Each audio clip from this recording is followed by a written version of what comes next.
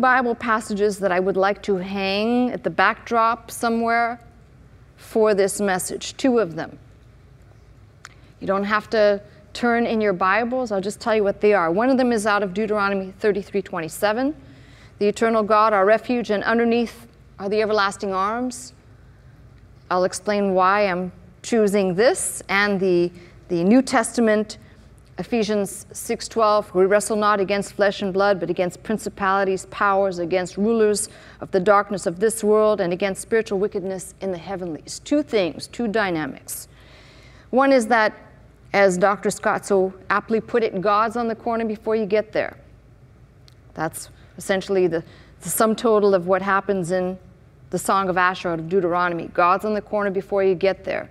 And there is a warfare going on now and will continue to go on until the end of time.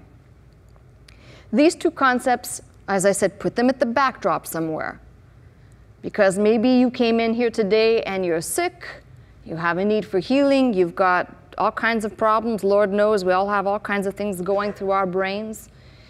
And this type of teaching does not necessarily speak to a specific need at the moment, but the big picture says God is underneath it all, in it all, and He's on the corner before you get there. And the paradox, the sidebar, is that there are forces that come against the saints. We need to be cognizant of that. These 2 bookends, if you will, let me go into the subject that we're looking at, which is leading to the book of Revelation through the book of Daniel, to understand that although there's lots of levels to lay down, some of these messages are, when I say they're difficult, they don't necessarily lead to you feeling like you're floating on a cloud when you walk out of here, but they lead to better understanding about the future things and how they pertain to the now.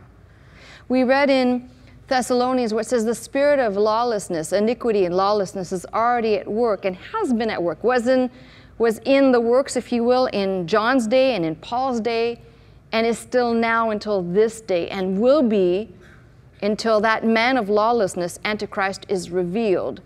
And he won't come on the scene, by the way, as a man of war. He won't come on the scene as a man who's going to start, as some people have erroneously propagated, he will come on the scene threatening. And no, he'll come on the scene with our current world status. The world will love him.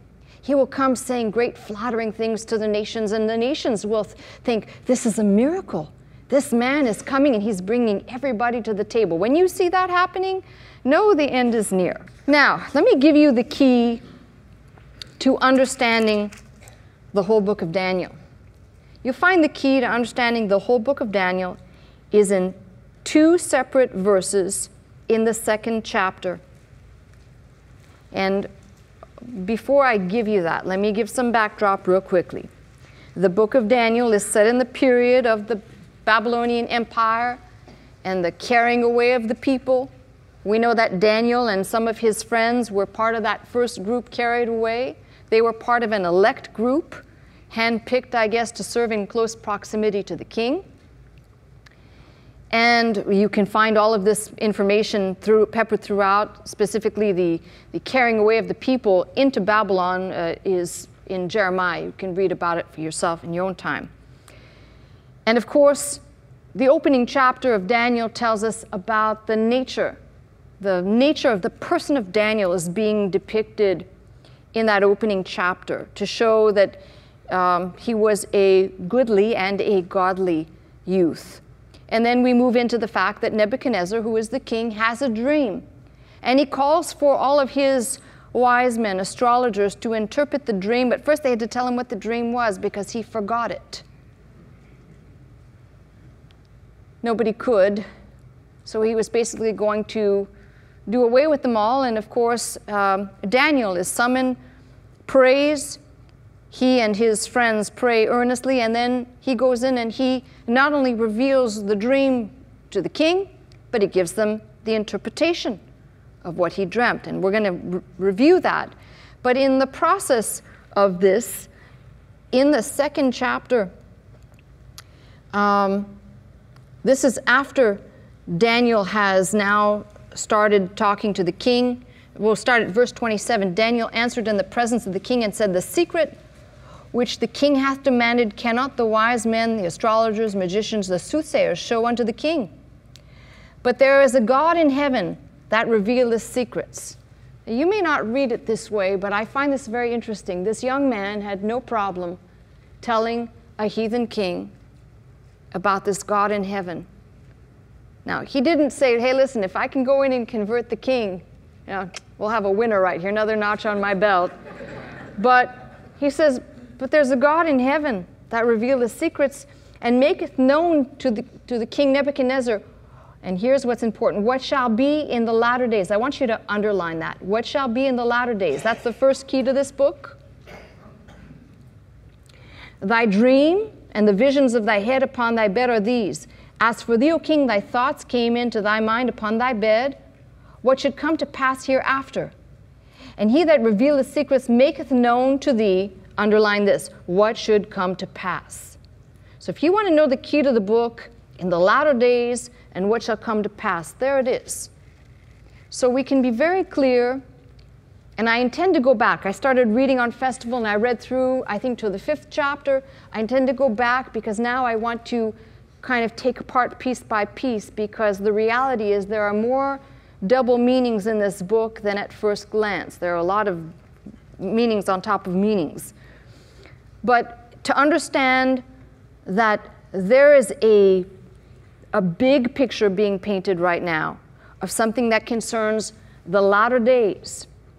And what is so important about this, and people always make this mistake, Daniel was given not only to interpret the king's dream, which God, by the way, gave to the king, knowing, I don't believe everything is wound up, but knowing this, that Daniel would be the one to interpret. And that which was given unto the king by God to be then given back to him and explained by Daniel is essentially a picture, an outline of what is referred to in the book of Luke as the time of the Gentiles. Now, if you read in Luke, you'll read that passage where Jesus is talking. He says, the time of the Gentiles. And that's perplexed many people. What does the time of the Gentiles mean? Well, think about it this way. For hundreds, if not thousands of years, God used oppressive forces to try and corral and get his people in line. If you remember way back there, the promise given to Abraham, telling Abraham that he would be father of many, and that the people would go into Egypt 4 generations, come out, then they would be richer than when they went in. Well, somehow they had to get into bondage, right? They just didn't get rounded up. It was all this happening now where there's a famine in the land, and Joseph is head in the land, and of course Jacob and the sons venture into Egypt to get food, and then of course it opens, Exodus opens with there arose a Pharaoh who knew not Joseph, and now you're into the place where they are in bondage in Egypt. And God has had successive waves of this. Now, that first wave was not necessarily, I wouldn't put it as a punishment, but more as a promise. The next one will be the Assyrian. And the Assyrian will carry away that first group of people. And then it's the Babylonian. So God has successively used these heathen people for a purpose. This is no different, but what's interesting is that the time of the Gentiles is reflected in the image that Daniel will describe. So this is what's important. Let's take a look at this.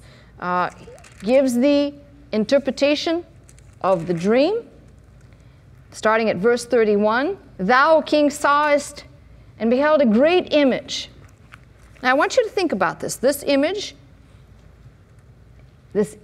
great image, whose brightness was excellent, stood before thee.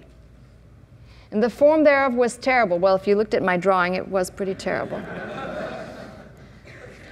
Here's what I want to tell you. When I said there's double meaning all over the place, there's a lot of double meaning. We know this is the image of a man. It's not an image of a beast, correct? It's an image of a man. What's the number of man? 6, right. And when this statue is built, because Nebuchadnezzar decides to build it. The scripture says it's 60 cubits, that's 60 cubits tall, and the breadth of which is 6 cubits. It's kind of interesting that it's the number of a man, that it's 60 cubits, and it's 6 cubits breadth. That's 666. Kind of interesting. I'm not suggesting that that is the same as 666 in Revelation, but it's interesting when you pay attention to these things that there's a principle, not an exactness, but there's a principle that will be very important to understand about this image that reflects on an end time situation. Let me stop there for a minute, because I'm going to lose some people and they'll say, what on earth is she talking about? The church today is so busy trying to get people in with entertainment, to make it interesting, fun. Have a kids program, because your kids, they need to go to church to watch cartoons and, get fed cookies or something. Now, listen, all I'm saying to you is that the weakness of the church today in not preaching the gospel and opening up the Word of God is leading people down this, it's a cattle ramp. It's a very narrow ramp where people will be easily deceived. They have ideas of what the church should be, how a pastor should be. Now, this is age old, but it's getting more and more. It's accelerated more and more. And when you think about the end times, and we're talking about, and we will get to the person of Antichrist and the false prophet and the beast, it seems very interesting to me that in that day, when he comes on the scene, there will also be, we talk about people who are the miracle chasers. They're always, oh, did you see so-and-so's having a crusade and a meeting? Oh, great miracles, like the guy who was having meetings in Florida. And people were saying they were healed, and people were falling down. And then, of course, typical expose of the media, they follow some of these people around. One guy's out in the parking lot and he drops dead. Another person's still sick. And the guy who's leading the meeting, he's backstage getting high. And not on God either, all right? But people are going to be easy pickings for that. Miracle ministries.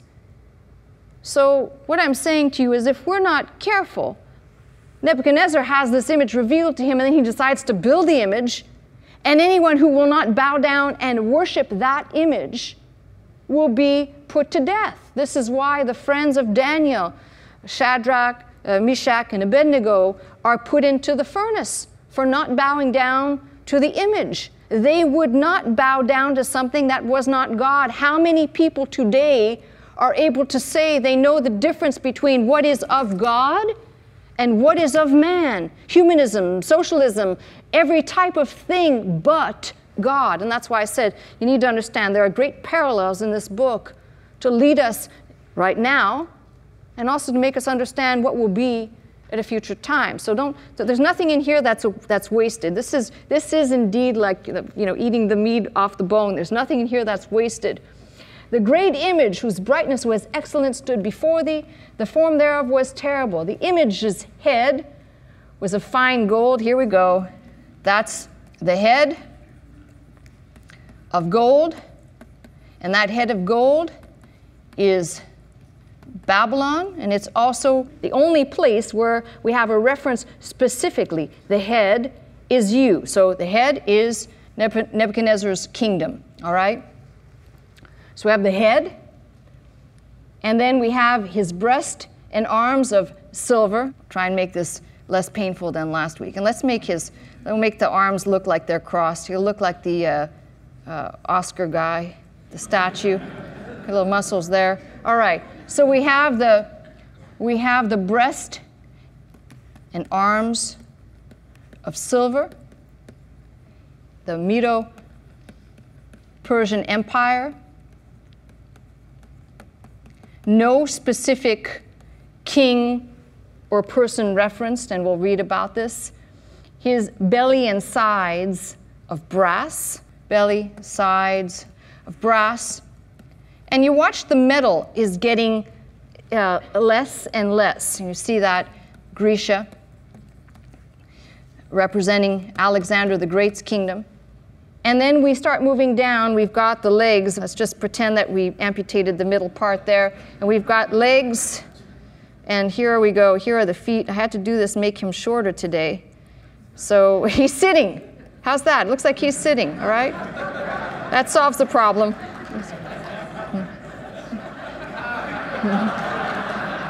All right. We never said until he builds it, he's seated, all right? Just makes him look less awkward. All right, so now we have the legs of iron. Legs of iron, which is the Roman Empire. And then we get to the feet, part iron, part clay. And this is very important because we talked about the 10 toes, and the 10 toes will be the 10 toes equal the 10 kings equal the 10 horns that we will find as we go through this book. So here's the big picture. Thou sawest till that a stone was cut out without hands. We'll talk about that another time, which smote the image upon his feet. If you want the nutshell of this is the fact of the matter that nothing up until this point, everything from the head, let's just talk about to the ankles, nothing had been smote, smitten, destroyed, but he says the image upon his feet that were of iron and clay, break them in pieces. That has not happened yet. That's yet to come.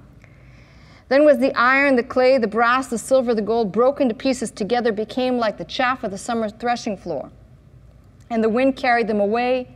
No place was found for them. The stone that smote the image became a great mountain, filled the whole earth. We'll talk about the stone kingdom, the kingdom of Christ, when it is set up for another message. Thou, O King, art a King of kings, for the God of heaven hath given thee a kingdom, power, and strength, and glory. Now this is kind of important because what's going on here, he says, go to last part of verse 38, thou art this head of gold.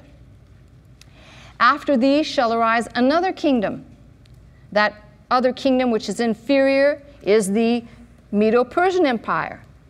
And another third kingdom of brass, Alexander the Great's Grecian kingdom, which shall bear rule over all the earth. And the fourth kingdom shall be strong as iron. For as much as iron breaketh in pieces and subdueth all things, and as iron that breaketh all these, shall it break in pieces and bruise. Here's where we get into a little more detail. Whereas thou sawest the feet and toes, part of potter's clay, part of iron, the kingdom shall be divided, but there shall be in it of the strength of the iron, referencing what will be a loose confederate of the former, what used to be the Roman Empire. Do not think of the Roman Empire. Apart from all of these empires, you've got to look at a map and see where their territory is extended from to understand what, when we refer to the Roman Empire, would be referred to. For as much as thou sawest the iron mixed with miry clay, and the toes of the feet, part iron, part clay, so the kingdom shall be partly strong and partly broken. And whereas thou sawest iron mixed with miry clay, they shall mingle themselves with the seed of men, but they shall not cleave one to another, even as iron is not mixed with clay. And then, of course, in verse 44, it says, in the days of these kings, remember I said 10 toes, 10 kings. In the days of these kings, referring to this now, otherwise it won't make sense, but in the days of these kings, and right in the middle, I want you to put a pause, put a comma, put a mark somewhere, because in the days of these kings is when Antichrist will appear. And we know he will come out of this area, which right now we're referring to as the 10 toes, and later on, as we get into a more clear picture of what we're looking at, the area we're looking at, we'll be able to say out of what territory Antichrist comes out of. So it's important to set the stage properly here. But he says, in the days of these kings shall the God of heaven set up a kingdom. That's why I said there's a gap between in the days of these kings, which is referring to the 10 toes, shall God set up a kingdom which shall never be destroyed.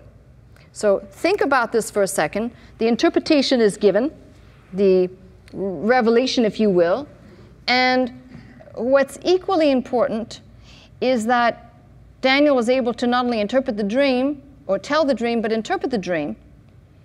And it is for this purpose, by the way, that Nebuchadnezzar falls down and begins to worship Daniel. And he says, of a truth, thou art a revealer of secrets. Now, what is so profound about this is Daniel went in there and he said, there's only one God in heaven, right? You think that'd be enough to get his ear. Nebuchadnezzar builds this statue that's not sitting anymore, by the way. It will be standing. And as I said, think of it this way. The image, it's the only image of all the symbolisms where we have a man. We don't have a man with, you know, the mouth of a dragon or something. It's a complete man. And I want you to just take a minute to look at the metals and how we go from this, we'll call it the height of something, gold. And people tend to think, well, does that mean that the silver and the brass and the iron, and we get down to iron and clay and it becomes less and less? What it's basically saying is the height of the times of the Gentiles. Even though Egypt was before as an oppressor, and Assyria was before as an oppressor, and there were many other people, the time of the Gentiles starts right here. And why do I say that? You'll have to tune into Festival for me to tell you where in this book, see, I just did it again, to understand why the time of the Gentiles is being referred to. But it starts with Nebuchadnezzar and the head. And the time of the Gentiles will bring us down to the 10 toes, which, by the way, takes us into the book of Revelation when we get there. Now, from this big picture, by the way, as I said, Nebuchadnezzar builds the statue, the image of a man. I told you the size 60 cubits by 6. I don't think there's an accident there, but it's not that this is going to be the same beast, but the principle is there. And the principle is that in that day, when the false prophet makes the people take the mark of the beast, failure to bow down to him and do that, failure will be the demise of those individuals who fail to take that mark. These would not, and they represent a type of something. We'll talk about that at another time. Now, if you keep going, and we're going to go on to a more specific picture, we're going to go to chapter 7. Remember, we just have been given an outline of the Gentile nation's power. We're not looking, and this is what I have to make sure everybody understands, we're not looking at the globe. There are passages in Ezekiel that deal with Russia, Gog and Magog, Russia, China. There are other parts of the world that will be dealt with later, but there's something specific that is happening here. Remember, this is being given, both this dream, Daniel's vision, and some other dreams that are being given are pertaining to thy people, the people, Daniel's people. We're talking about the Jews and thy city, Jerusalem.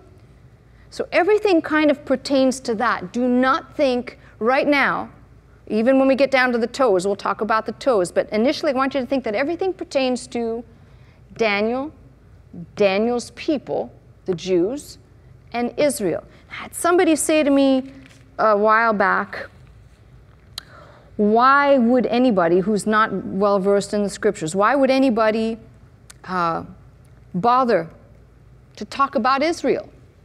Now you hear Israel in politics a lot, and you know, some people have said, for example, that the current administration has been disrespectful to Israel and not stood up and been a partner like the other presidents have. And a lot of people who don't understand will say anti-Semitic or really very ignorant things because they don't know about the Bible. But everything through this book, Daniel, Ezekiel, part of Zephaniah, and specifically Revelation, will deal with Israel at the center of everything. And when you begin to see that, now it'll spill out into the rest of the world, absolutely. But that's the place to focus on, that little swath of land that people have been fighting over forever and ever. So let's not get confused. Don't think, well, this is going to be, it will be a global event eventually. But initially, we're only talking about, and you'll see as we move down this to get a clearer picture, you begin to see we're only going to be dealing with a territory. And it's a territory, by the way, wedged, let me just cut to the chase and then I can go back to where I am, wedged between Egypt and Syria. And this territory has been in the middle of these two, we'll call them remnant kingdoms of Alexander the Great, and caught in the middle is Israel. So let's keep the focus. Chapter 7, and I'm going to try and go through this as fast as possible. In the first year of Belshazzar, king of Babylon, Daniel had a dream and visions of his head upon his bed. Then he wrote the dream and told the sum of the matters. Daniel spake and said, I saw in my vision by night, and behold, the four winds of heaven strove upon the great sea. Four great beasts. We switch now from the image of a man. Now we're in four great beasts came up from the sea, diverse from one another. The first was like a lion, had eagle's wings. Lion. Don't think lion, tribe of Judah. Think lion, representing like the head of gold, Babylon. I beheld till the wings thereof were plucked off, and it was lifted up from the earth, and made stand upon the feet as a man, and as a man's heart was given unto it. That will be understood when we study the time of the Gentiles together.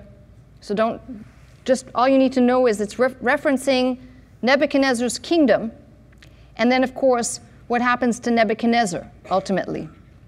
Another beast, a second, like a bear, raised up itself on one side, had 3 ribs in the mouth between the teeth of it. So now we're talking about silver, same thing, and now we're talking about Medo-Persia. Just confirmation. Somebody might say, wow, you make this stuff up? Nope. I couldn't if I tried. Arise, devour much flesh. After this I beheld, and lo, another, like a leopard. Remember, we went from man, now we're at beast, which had upon the back of it 4 wings of a fowl. The beast had also 4 heads, and dominion was given to it. We know that this is the brass, Grecian. They just all confirm each other. And I'm going to put here my Alexander the Great.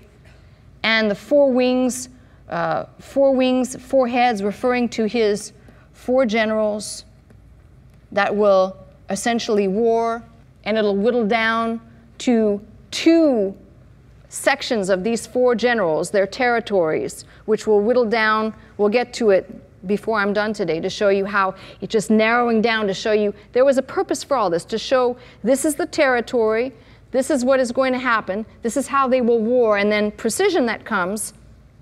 After this, I saw in the night visions and beheld a 4th beast, kind of interesting, although these are defined, a lion, a bear, a leopard. This one is not. Dreadful and terrible and strong exceedingly. A nondescript beast. The only one that is not given lion, bear, leopard. And here is the similitude. It had great iron teeth. Remember, we've got the iron as the metal, which is symbolizing Rome. Earlier, in the first image, talked about the iron. And I want you to think about, it's best understood this way, the iron as in an iron rule. And there's always a pseudo false something. When it comes to the devil entering, and there's also always a pseudo something. So we have an image out of Psalm 2, for example, the rod which will rule, speaking of Christ. But here, the iron teeth, the iron legs, and we're talking about rule, a concept. Don't think dictator, but think about rule as in what is demanded of the people, because eventually this will lead into that peg, if you will, that verbal peg of demand. Don't think dictatorship, though, because we're not talking about a world dictator, at least not yet. Devoured and brake in pieces, and stamped the residue at the feet of it. And it was diverse from all the beasts that were before it. And it had 10 horns. So this nondescript beast is also connected, as you can see, to what here is 10 horns, which was 10 toes, which will also be the 10 kings or the 10 kingdoms, however you want to put that out. I considered the horns. Remember, horns are always a symbol of power. I considered the horns, And behold, there came up among them another little horn. So let's go back to the feet. Wow, those look like platypus. Those aren't feet, those are flippers. It's a funny looking foot if I ever saw it. But let's just pretend that these are really feet. And out of the 10, then there will come another one. It's like growing an extra toe, all right? So up among them another little horn, before whom there were 3 of the first horns plucked up by the roots. That means that there are 3 somewhere in this area, which becomes important for geography, plucked up by the roots. And behold, in this horn were eyes like the eyes of a man, and a mouth speaking great things. Now, what is interesting about this is you could read down with me verse 11. It's very interesting. Halfway into that verse 11, I beheld even till the beast was slain, his body was destroyed and given to the burning flame. Now, what's so interesting is that Daniel sees far, far into the future. He's going to see great detail, but he sees from the now. And none of this was yet, but he sees far, far, far into the future, to the end of, it's quite remarkable. And what he's essentially seeing is what we will be looking at in Revelation 19. And that's kind of staggering. Now, the only thing Daniel did not see, it was not given to him to see the church age.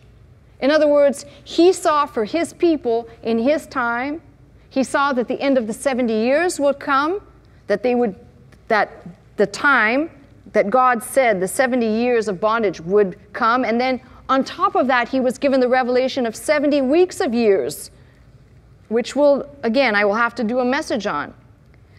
But here he's given this. He's talking about what we know, we've identified as Antichrist, and also looking far, far, far ahead.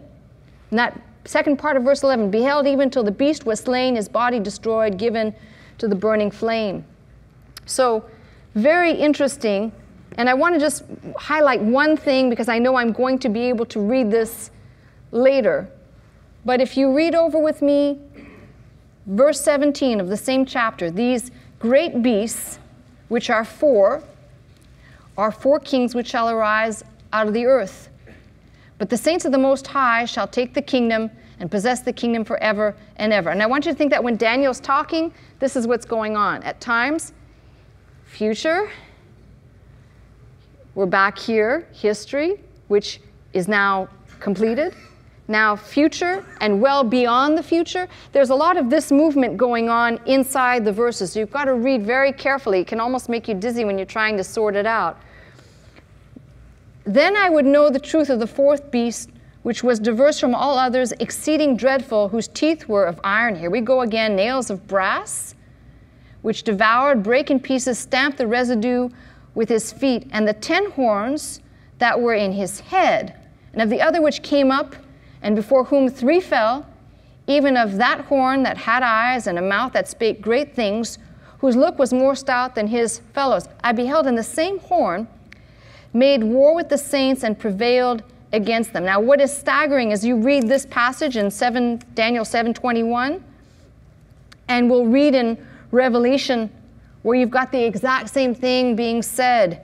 Keep reading, verse 23. Thus he said, the 4th beast shall be the 4th kingdom upon the earth, which shall be diverse from all kingdoms, and shall devour the whole earth, and shall tread it down, break it into pieces. And the 10 horns out of this kingdom are 10 kings that shall arise. Now you can see why we had to do the feet again and do the whole statute. It makes a lot more sense when you progress.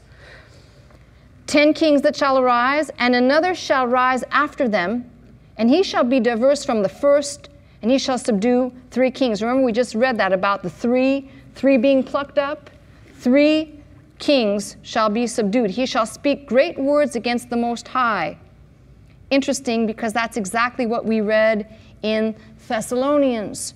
He'll speak great words against the Most High, wear out the saints of the Most High, and think to change times and laws. Now, what that means right there, we're speaking about the person, Antichrist, who will make a covenant. And when it says, think to change times and laws, that is referring to the covenant that he will break and the false promises that he made that he will break. That's sometimes the interpretation thereof is very strange, but they shall be given into his hand until a time, which is 1 year, times, which is 2 years, and the dividing of times, a half. So we have 3.5 years, which if we were looking at the timeline of the last 7 years, for some of you are saying, what 7 years? Well, we have to talk about the 70 weeks of years, which I will get to. But the last 7 years, we'll talk about the last 7 years of time on earth as we know it before everything changes. Right in the middle of those 7 years, the 3.5 year point, is when the man who was known as the man of peace, who came on the scene, who everybody said, oh, this man is great, who came and made all these promises to people, spreading and dividing wealth. Antichrist is revealed for who he really is, and basically all hell on earth breaks loose. And that's when you read those kind of scary passages in Revelation, you're looking at the last 3.5 years when things are being poured out on the earth. And it seems like everything, destruction and death is everywhere. So we now have a picture of that and a little more clarity. Now it goes from, we've gone from the image of the man with the kingdoms, with the toes. Now we've gone to these 4 beasts, 3 of them identified, 1 is nondescript, and I actually might one of these days describe it to you as well, but right now we're calling it the nondescript beast, which is part of the Roman Empire, plus the toes. And we talk about the Roman Empire, I want you to think about a loose confederacy, not necessarily, don't think Rome as in, Italy. I want you to think about the loose confederacy of the kingdoms that existed from Babylon, Medo-Persia, Grecia, everything that was comprised in that. Don't go beyond India on the one side. Don't go beyond a certain border, we'll call it beyond the Isles. For example, Caesar went to England and then came back. I don't want any of that, right? So we're talking about a contained space, which is referring to that portion of the Roman Empire. These 10 toes, these 10 kings will be a loose confederate of that portion of what is being referred to as the old Roman Empire. Now, we're going to narrow it down even more in the 8th chapter. And all this is somewhat review to get us to where we want to go. 3rd year of the reign of King Belshazzar, a vision appeared unto me, even unto me Daniel, which after that, which appeared unto me at the first. And here's the vision. I lifted up mine eyes, and saw, and behold, there stood before the river a ram, which had 2 horns, and the 2 horns were high, but one was higher than the other. The higher came up last, referring to the Medo-Persian. Let's go back to my drawing here. One taller than the other, actually should be reversed because the one that came up later was stronger. 2 horns. So we're clear, we're now dealing with, we're narrowing it down. See, these other territories, the Babylonian Empire is really part of the Medo-Persian. All of these will kind of be consumed. So now we're working our way down to finding a territorial pinpoint. So here is this ram, 2 horns. I saw the ram pushing westward, northward, and southward, so that no beast might stand before him, neither was there any that could deliver out of his hand. But he did according to his will and became great. So what do we know about this? We know that in God's word, God tells us abundantly about Cyrus. We know about Darius. We know about these people of this empire. But Cyrus the Great was probably the high point, if you will. And he says, as I was considering, behold, a he-goat came from the west. And referring not, you notice he doesn't say from the east or from the south, from the west, on the face of the whole earth. And if you're considering where Daniel is writing from, the west is that portion, Grecia, Macedonia. West on the face of the whole earth, and touched not the ground.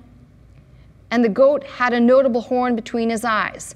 Touched his feet, essentially did not touch the ground. He's the remarkable swiftness and the quickness in which he went through and conquered. And the most important thing, a notable horn between his eyes. And this is where most people stumble with this. They say, well, wait a minute. Alexander the Great, of whom this is talking about, he's a historical personage, and there's no such record of him being possessed. Well, if you're a secular historian, you probably wouldn't be recording that. This is not, although it tips into secular history, we're talking about the record that was given to Daniel in a vision, let's just say at least perhaps 200 to 300 years before Alexander the Great even lived. So I'm going to bank on what Daniel's talking about first before I listen to a secular historian, painter, embellish, depending, by the way, on who's writing the history. Whoever's writing the history gets the last word, right? That's what I said. He came to the ram that had 2 horns, which I had seen standing before the river, ran unto him in the fury of his power. And I saw him come close unto the ram, and he was moved with choler against him, smote the ram, brake his 2 horns. Power is gone. There was no power in the ram to stand before him, but he was cast down to the ground, stamped upon him. And you notice the Medo-Persian Empire essentially gone. There are remains of that empire. There are plenty of artifacts, but the empire itself trampled underfoot by Alexander the Great. And there was none that could deliver the ram out of his hand. Therefore the he-goat waxed very great. He was strong. The great horn was broken, and for it came up 4 notable ones toward the 4 winds of heaven. These are Alexander the Great's 4 generals. You might say, well, why am I concerned with this? Because out of those territories where these 4 generals will spin off, we'll be concerned with really only one territory, which will be the portion that is Syria, Iran, Iraq, but 2 kingdoms will actually be of importance. As I said, Egypt and Syria, and you'll find Israel somewhere in the middle, and that becomes the point of focus. So I'm still working my way there. Out of one of them came forth a little horn, which waxed exceeding great, toward the south, toward the east, and toward the pleasant land. We're talking about that holy land, waxed great, even to the host of heaven, cast down some of the host of the stars to the ground, stamped upon them. And we've got a picture that we're working towards. And I'm going to do this real quick. Jump to verse 20. The ram which thou sawest having 2 horns are the kings of Media and Persia. The rough goat is the king of Grecia, Alexander the Great. And the great horn that is between his eyes is the first king. And the horn that is between his eyes, which is the notable horn, which is, remember I made another toe right there. We're talking about the same person. We're now getting a picture of an individual. Future time. Now the spirit of this individual whom I'm describing, we will see in the 11th chapter. We will see the spirit of that individual. Although the demon that possessed Alexander the Great, the reason why his generals didn't have the power that he had is the demon that possessed him went into the pit. And this is why when you go into Revelation, it says then the pit is opened up, and what was bound in the pit, in the abyss, is released. That gives the thing that was bound now the liberty to come out, which then gives Antichrist in that day at a future time his power. But in John's day, when he was writing Revelation, that power was not. And he says it very clearly. It's kind of cryptic. Was, is not, shall be. Trying to review and go forward is challenging, so stay with me here. Now that being broken, verse 22, whereas 4 stood up for it, 4 kingdoms shall stand up out of the nation, but not in his power. In other words, these 4 generals will not have the power Alexander the Great had. They will not have that power. And in the latter time of their kingdom, when the transgressors are come to the full, a king of fierce countenance and understanding dark sentences shall stand up. There's Antichrist for you. So each one of these starts with a big picture and then gets narrowed down. We've got, forgive me for saying this, we've got an extra toe, we've got an extra horn. In the book of Revelation, there will be an 8th, which is referring to his kingdom, to Antichrist. His power shall be mighty, but not by his own power. He shall destroy wonderfully. That's a terrible description. He shall prosper and practice and shall destroy the mighty and the holy people. And through his policy also he shall cause craft to prosper in his hand, and he shall magnify himself in his heart, and by peace shall destroy many. He shall also stand up against the prince of princes. We'll talk about that, again, part of a future time. And he shall be broken without hand. Only one can do that, by the way. All right, let's skip forward. We're going to get to chapter 11 because I'm determined to get there before we leave. Hold your saddle horns, all right? Or whatever it is. Chapter 11 now goes from, we went from the image, the 4 beasts. Now we've got the ram and the goat, and now we're down to specifics. We're going to be talking about Egypt and Syria, and everywhere, this is going to make it easier for you, everywhere where you read the king of the south, know that that's talking about Egypt. And the king of the north is referring to that Syria portion. That makes it easier to understand. Just make a note somewhere every time you encounter that king of the south, Egypt. Just put that in your brain.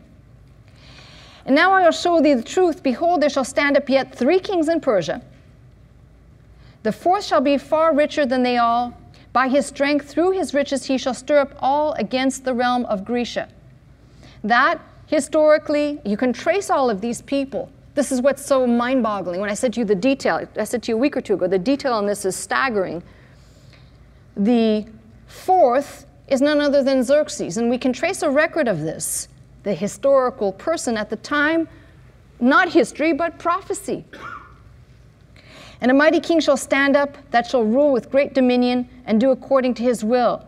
And when he shall stand up, now we're back to Alexander the Great again, his kingdom shall be broken and shall be divided toward the 4 winds of heaven, not to his posterity, nor according to his dominion which he ruled, for his kingdom shall be plucked up, even for others beside those. Now we've just looked at Alexander the Great, and then it will be given, but not to his posterity, to his 4 generals. And these 4 generals will be warring with each other according to their territories. And the king of the south, who is that? Egypt. Thank you. Notice one thing. Let me go back to the end of verse 4 of shall be plucked up. The word there should be understood as plucked up, as in plucked up and cast into the bottomless pit. That's the power that ruled Alexander, that his generals did not possess.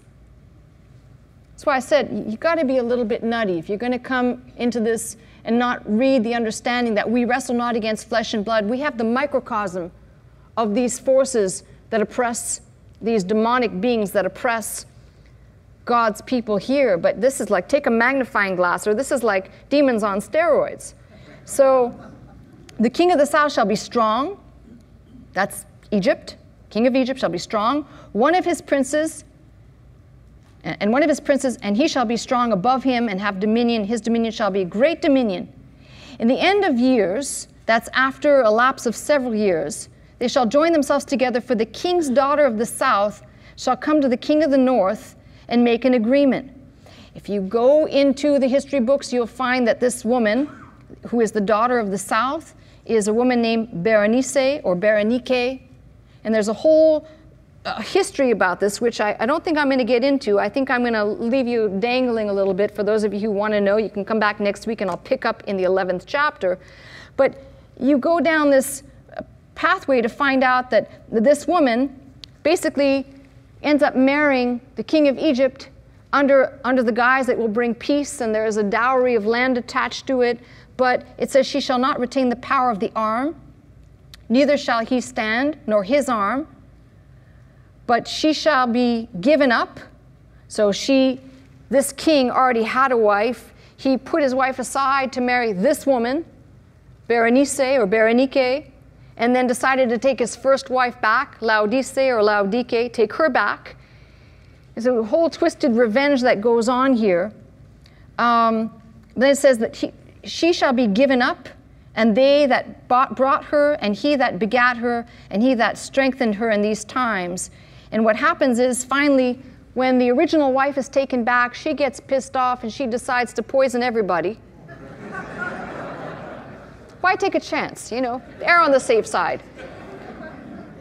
But a son of Berenice or Berenike, this is out of her roots. A branch out of her roots one shall stand up in his estate, which shall come with an army. Her son comes to get revenge on the one that poisoned and killed the family. Shall enter into the fortress of the king of the north. Who is that? Syria. Shall deal against them and shall prevail. And shall also carry captives into Egypt, their gods with their princes and their precious vessels. And this is a telling historically of the 10,000 talents of silver and the 4,000 captives that were carried off in this event. All of this is history. You can go through this verse by verse. So the king of the south shall come into his kingdom and shall return into his own land. But his sons shall be stirred up, shall assemble a multitude of great forces. One shall certainly come and overflow and pass through. Then shall he return, be stirred up even to his fortress. The king of the south shall be moved with choler. We've now passed about 3 different kings at this point. So when we read King of the South, don't think it's one king. It's now transitioning from, and historically I could get into them, but I'm running out of time. Just listen to what happens. You've got the king of the south, the king of the south, the king of the south. Let's jump to verse 17. He shall also set his face to enter with the strength of his whole kingdom, and upright ones with him. Thus shall he do. And he shall give him the daughter of women, corrupting her, but she shall not stand on his side, neither be for him. Here is Cleopatra, who was given in marriage, again, as some type of a political and territorial pawn. And instead of siding with her dad, she sides with her husband. When the Romans conquer and they begin to conquer, she's basically sending some congratulatory remarks. Instead of siding with the dad, she's siding with the wrong side. This is why it says, but she shall not stand on his side, neither be for him. Jump ahead with me to verse 36, because suddenly we jump from the king of the north, the king of the south, and we'll revisit that, to, and the king shall do according to his will, and he shall exalt himself, magnify himself above every god, shall speak marvelous things against the God of gods, and shall prosper till the indignation be accomplished, for that is determined shall be done.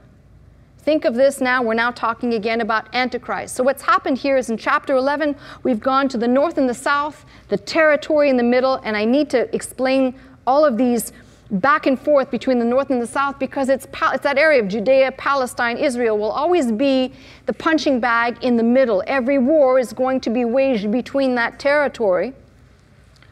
And then suddenly, verse 36, we have Antichrist again. In the same description, he shall exalt himself, magnify himself, is what we read in Thessalonians. It's what we read out of the passage of Isaiah and Ezekiel regarding the behavior, the pride, to be puffed up, to exalt himself above God. I shall ascend, I will be like. Same personage is appearing here. Now, jump with me real quickly to the book of Revelation, where we can now at least put this as a concrete picture in our minds that these things are all correlated and they explain these events. Chapter 13, I stood upon the sand of the sea, saw a beast rise out of the sea, having 7 heads, 10 horns, and upon his horns 10 crowns, and upon his heads the names of blasphemy. And the beast which I saw was like unto a leopard. His feet were as the feet of a bear. His mouth was as the mouth of a lion. So it's interesting, all these things are confirmed, and the dragon gave him his power. Isn't that what I said back there about Alexander the Great? The power that possessed him that went in the pit? And the dragon gave him his power and his seat and great authority. What's important here is that this particular image that we're now looking at is how we can understand the power that will come to be. We will have the person, Antichrist, the false prophet, and the beast. And lots of people always clump these 3 together, but they are 3 separate. And we will see as we go that we've got the same principle. Remember I said back there in Daniel 7:21 about making war with the saints? You remember that?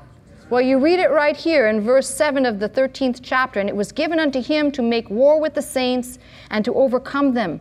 And power was given him over the kindreds and tongues and nations. But there's one thing that you can count on. And that one thing is, as I said, using a promise of the Old Testament, God is on the corner before you get there. God's going to be on that corner too. Now, if you want to be here, that's your business. I don't want to be here. But God will still be in control and on the corner before all of these events come down. And the reality is, understanding we here on earth wrestle not against flesh and blood, but against principalities, powers. We wrestle against all these forces that in the days of what we're looking at, a future time, will be unleashed upon the earth in a magnitude we can't even fathom. When somebody says, boy, the devil's really been on my back. Well, let me just tell you something. It'd be nothing like in the days of the Great Tribulation, when saying the devil's really on my back will have an interesting meaning to it. But what, especially if you're, never mind, we'll leave that alone. But what I'm trying to say is that this picture at least gives us an understanding that what Daniel saw was looking far ahead to this sometimes mysterious person who, if the Church of Jesus Christ is not careful, this is not a scare tactic. It's just saying this is why you preach the whole book. You open it up, it confirms itself. There isn't anything nutty about this. What is nutty is that most people won't listen. They won't hear. They think, oh, this is a bunch of silly stuff. But there will come a time when these things will come to pass. And the beautiful thing is for those people who are equipped with the whole armor of God now, they know how to withstand and rebuke the spirit of lawlessness of Antichrist, which is already at work in the land. That, what I say, is the intervention of those people who think that you, as a person who supposedly belongs to the body of Christ, need some humanistic help, some other things to make it through, versus those people who say, I will depend, like Daniel, I will depend and trust in the name of my God, and recognize that there is a God in heaven who reveals secrets through His Word now in these days, not through visions or dreams, but through His Word. And He's given His Word to say that we don't have to fight these terrible demonic forces, which will yet be, but we have to fight the fight now against those things that come upon the saints in our time. As we stay vigilant and fight the good fight of faith, and we keep the faith, God sees that and He will lead us through. For the rest of the people who'd like to know what these two north and south things have to do with the book of Revelation, I ask you to come back next week and I'll pick up right there. That's my message. Come on up. You've been watching me, Pastor Melissa Scott, live from Glendale, California at Faith Center. If you would like to attend the service with us Sunday morning at 11 a.m., simply call 1-800-338-3030 to receive your pass. If you'd like more teaching and you'd like to go straight to our website, the address is www.pastormelissascott.com.